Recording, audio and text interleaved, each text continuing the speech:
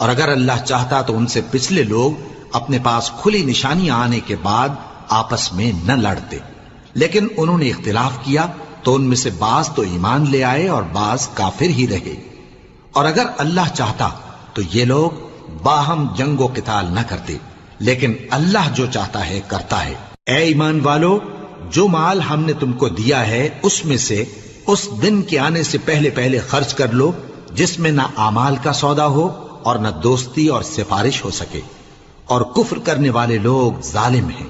اللہ وہ معبود برحق ہے کہ اس کے سوا کوئی عبادت کے لائق نہیں، زندہ ہے، سب کو تھامنے والا، اسے نہ اونگ آتی ہے نہ نیند، جو کچھ آسمانوں میں اور جو کچھ زمین میں ہے سب اسی کا ہے۔ کون ہے کہ اس کی اجازت کے بغیر اس سے کسی کی سفارش کر سکے؟